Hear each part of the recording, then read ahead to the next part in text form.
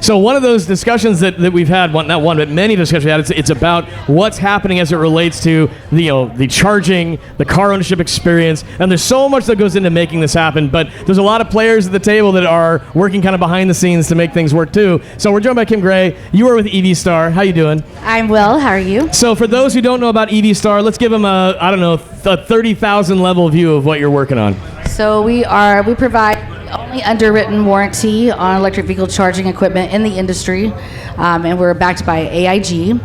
And actually, Field Advantage is one of our vendors that we use, that we call when something's wrong, and we get them out there and we get them back up and going on site within 72 hours. And it's much needed thing for these underwritten warranties to happen because we're accountable, and that's what it's been missing. That accountability word is so fundamental because we've had, and even the gentleman had the question in the last panel of, okay, yep. I got to ask you this, what's your take on reliability? What's your take on how it's looking? It's improved vastly in recent years, but part of that is because on one hand we've got legislation that's trying to improve it, but moreover it's about ownership of the experience and that accountability because there's a lot of brand equity involved when it comes to charging. Yes. You can't have someone show up at your charger and have a bad experience and trust you later. Right, that's right. Or down the road, and that's what you want people to want to stop at your stations from point A to point B and not go, oh yeah, I don't want to stop there anymore, because then you're missing out on all that income, that revenue down the line. So it's again, money talks. That's right. And again, a lot of the investments that are being made in this space, there's a variety of ways the funding has occurred, but right now we're getting down to brass tacks in the EV charging world about this actually has to be reliable electric fuel that is distributed in a way that when I pull up, it just works. And that is something that is related to uptime. That's related to, are they backed by having something where 72 hours from now, if something goes wrong, it's getting fixed. Yeah, so if all the warranties that are sold right now, they're not guaranteed. They don't hold a lot of water, if any, really. And it's not because they don't mean well, I don't think, but we've seen a lot of companies exit the United States or go under, just as in any new industry, people are excited, they want to get out there and they do it. But the first thing that go is those reserves, and so when they're going under, they're like, they're grabbing from anywhere they can, so it's not, no one is holding them accountable for those reserves, such as we're filed with the Departments of Insurance in all 50 states. So we have to not only be accountable to them for the reserves that we take for the premium, but we also have to have claims closed within a certain amount of time according to each state's law. So it's in our best interest to prove claims and to get them done, get them fixed and back up and running. So how does that work if it turns into a moment where there's a claim that's happened, that something has to get fixed? You work directly with Field Advantage, so absolutely. What does that look like? Yeah, so someone, usually it's the CPO actually that files the claim. So that would be the charging network, as the layperson would refer to it as. Right, so they usually have the software that does the remote diagnostics, and we're doing got some exciting things on the back end right now that could provide that even if we're not. Even if the software company doesn't really do that or isn't really great at that. But software a lot of times can be the problem. 80% of the time I think is the number. So we want them to do remote diagnostics first. They're our kind of first line of defense. And then so they do their end. It takes them a little bit to troubleshoot. They reset everything, whatever they need to do. They determine that it's a hardware issue. They file a claim. It takes 2 seconds, and then we send it to Jason. Bang. So we've been hearing all weekend about, again, a lot of the work that you've been doing, but this is now this is really the real conversation. It's about how the process works, and then as it works on the data side and the back end side of saying, okay, we've made the assessment, now the claim has to happen. When it gets to you, well, now you're Mr. 72 hours now. Yeah. Well, we have a scope of work and we have an SLA and all that, but to kind of take a step back and double click on what Kim is talking about, the financial product that they brought to market, the need for that product and the value that they're creating in the space is anchored to some of the inefficiencies that are tied to the warranty at the OEM level. So what happens when chargers are built by these manufacturers, they will push them out into the market, and maybe they'll have a standard 1-year warranty or a 2-year warranty or whatever that looks like, but they're incomplete warranties in that maybe they're just parts, or maybe they're just parts and on-site labor, and so logistics and mobilizations of the site are not factored in. So EVSTAR has brought to market a product that is holistic from a warranty support, and it builds that confidence, but they built in SLAs, they built in response times, and we as a service provider are part of that network of vendors for them to execute the work when there's a claim that's needed to be fulfilled. So who is the primary customer that ends up working with you directly? Is it the charge point operators predominantly? It's usually the we're going after the OEMs and the resellers and the distributors, and then we would. Yes, and then they were going to sell to the CPOs or the owners of the stations, and then ultimately who it affects is the drivers. Right. Again, that's the thing, is that a driver, when they have a problem at a charger, they want to know who to call and yell at. And so and we talked to Omar earlier about, like, okay, sometimes that's us. Yeah. Because the phone number that they get is from the automaker. They make a phone call, and they're on the other line saying, okay, here's how we can help resolve this. Right. But as it relates to fixing a problem that they can't resolve via a phone call, it then turns into, okay, who set up this situation by which we have support via the warranty, via the servicing? Right, and then, and so Field Advantage is a great partner of ours as part of our service network, but really what we are trying to get through to a lot of the OEMs is that, they're trying to build out their own service departments, and I can name a couple of specifically, that are very particular about their service guys working on their units, but they become partners also, and so really it's like kind of a no-brainer. It's like our OEMs that are resellers, and they can make money selling it, and then they can also make money on the service end of it. If they have their own service provider, service network in-house, we will pay them to go fix their unit. Well, that's the thing, is you said accountability from the outset, and I think that's so important, is that as a driver, I don't frankly give a damn. Right. Like exactly. Whose fault it was. Yeah. Yep. I want to know who's fixing the problem. Right. I just want the problem to be fixed. Right. Yeah. I mean, I've driven a lot of miles in 21 electric vehicles across the country, and I'm telling you, I have seen some stuff in my life. Gosh, yeah. And again, we even talked a little bit earlier. We were talking with Paco from Synergy V about the idea of, like, if you get something out in the market, the last thing you want as a charge point operator, which is a charging network, as many people, like, again, as a driver, I call them networks. Yeah. It's at the end of the day, it's like, I want to know that thing is going to be used and it's going to be working if I'm the owner of the charger. But you don't want a stranded asset out there. No. And stranded asset means asset is me. Well, actually. Right. Yeah. No, I mean, it has been. It's that charger's been sitting there for a long time. Is it up and working? Maybe, maybe not. I mean, so these are things that happen behind, again, where the smoke-filled rooms of the EV world, where it's like, we got to fix these things and make them work. And Paco is actually they've got a great software that they've been tweaking and working with, and so I'm really excited about what they're bringing to market too. But again, this is such a collaborative moment for this discussion today, right? Is we've had so many people that have been on the stage that have spoken to, this is how we collaborate and work with this person from this company and how this company works.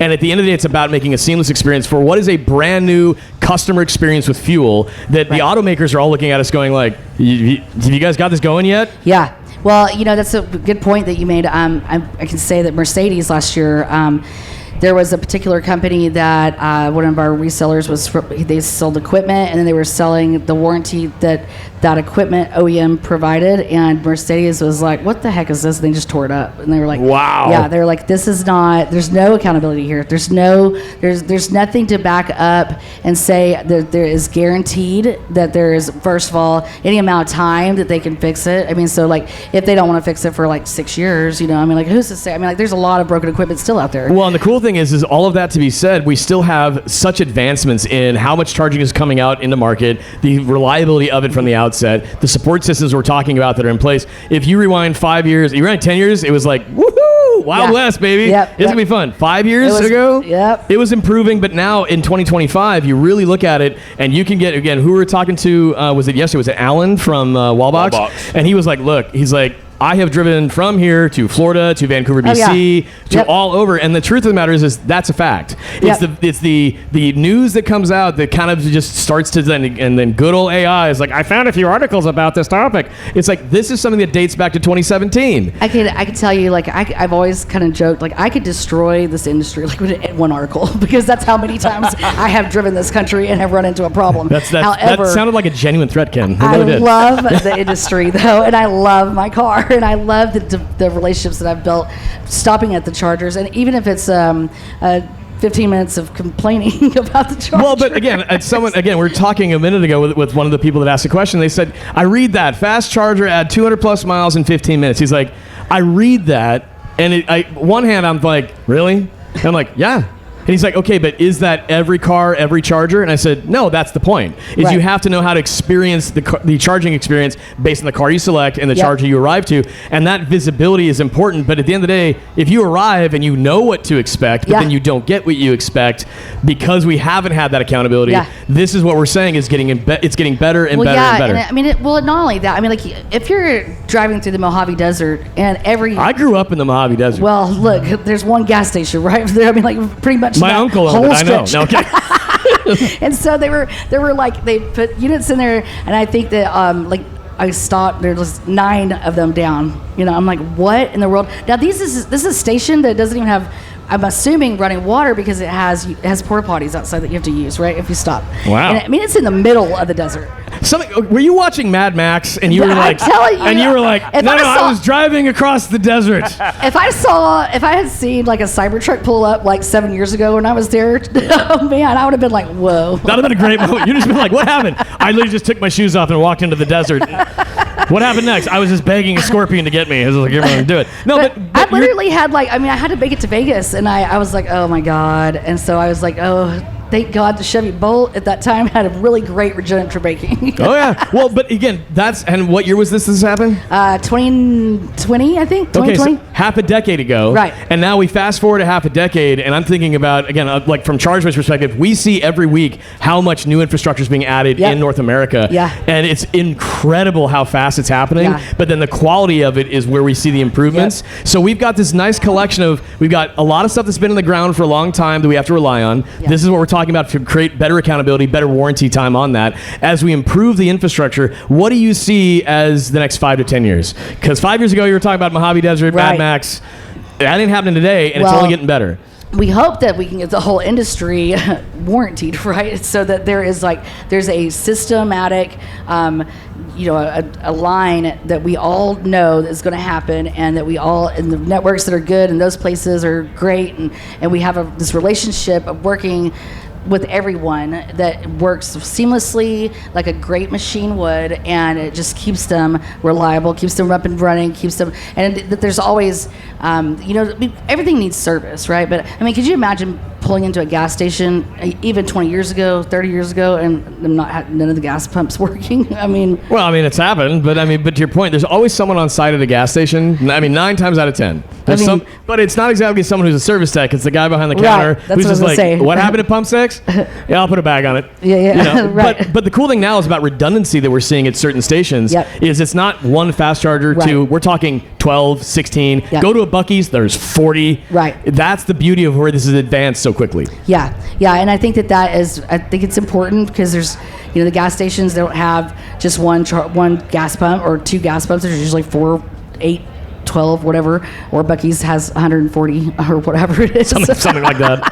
I mean, causing traffic all over the place. But yeah, so I think that there will definitely be stations. I think that's very important. I mean, I don't know why we haven't made that a priority yet, just like I don't know why there's not a covering. I just have to tell you all this funny story really quick. So there's one charger, 2 chargers at a Circle K in between where I live in Denton and my hometown down south, and I had to stop there for 2 or 3 years. It's the only place I could stop to get to my hometown, and it was the first time I have driven, over 200,000 miles, I know, and all over the country. And it was the first time that I ever had to stop in the rain for some reason. I cannot believe I've evaded the rain. And so I was out in the storming rain, plugging my car in, and no covering. Yep. And the guys are underneath the awning getting gas, and they're looking at me like, this idiot. Well, no, but you bring up such an important point of, okay, what have we done forever when you stop and fill up, right? But to the point of what we're now seeing. I was drying off. What's that? I was drying off that time. Well, but this is so fundamental, and any network I've ever talked to about this, Jason, they've always said that's a permitting issue. Is we have to go up and say we got to get the power drop to that location where we want the charger, get that done. This permit, that permit, get it done. If I want to build an awning and a covering above this location, that's another a completely separate permit. When you start looking at those additional amenities, I mean, it's a shame that we have to talk about canopy within the framework or context of an amenity. But at the same time, think about the cost that it is to deploying the chargers already to begin with. So when you start adding in the canopy, you're driving up the What's ROI. the first cost to get dropped off? So I'm curious. I wonder. I'm going to look this up. Did the first gas stations not have awnings? Did the what? Did the first gas stations not have No, awnings? because they were at pharmacies, and you had to roll up in your car and like buy the gas from the pharmacy and just walk out to your car and put it in. So no.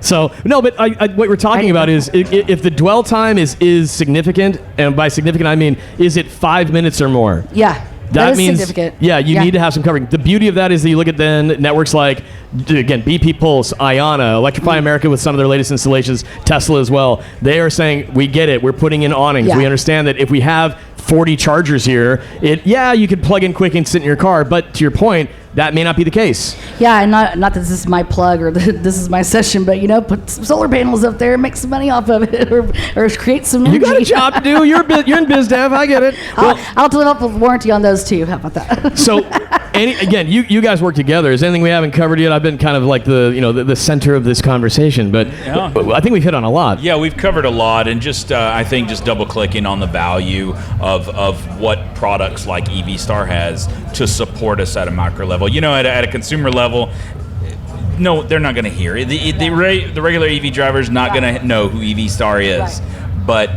when you do your job well, they're experiencing the benefit of what you're benefits doing. Of the OEM, of the CPO, knowing the benefit of having us on their chargers. Exactly. So part of why the EV Reality Check booth exists at Expo is to have these conversations openly, and it's two things in my opinion. One is it's acknowledging the reality of like where have we come from, but it's also dispelling the myths and rumors about what is it today and how has it improved. And what you're speaking to is that we have set the stage and we already have seen the improvements in reliability. Yeah, my CEO comes from the insurance world, this is experience. It's based off experience he had with the cell phones, back in the early 2000s. Oh yeah. And there were OEM warranties everywhere. Every phone maker had an OEM warranty, and it was like, okay, but what happens to the phone when you use the warranty? When you break it? Like nobody was out there repairing them. Yep. So this was something he did, and I won't name the company that came of that idea and hard work. But it became huge, and so he's this was a span come off of that, and it's exactly what the industry needs. I mean, it's going to help tremendously the more that we get signed on, and having our warranty. And our warranties are actually up to 40% less than anybody else's, and it includes like mechanical and electrical failure, but also power surges and accidentals. No one covers accidentals. And to your point, like this is something that there's behind the curtain, and this is behind the curtain that's behind the curtain, right? Yeah. You said it really well. Like no one's going to know about EVSTAR if we're doing our job right. That's the best thing. Right. And because of that, as you point out, well, your CEO saw from an experience and looked at a problem that was genuinely real and said, well, I can create a very viable solution for this. I mean, it's fundamental. It's important. I guess lastly, is anything you want to close out on before we talk about having the money to put in the awnings. I mean, if you are selling a warranty that is 40% less than what the market is holding, bearing, well, then you just made a new line of revenue. I mean, you can take that revenue, and then you can make more revenue by putting solar paneled coverings over my Kim, charger. I got to tell you should be in business development. Not bad. So Kim Gray from EVSTAR, thank you so much for coming by today. Thank you. Thanks for having me. Oh, this has been great. So this is the EV Reality Check booth. It is powered by GreenCars.com.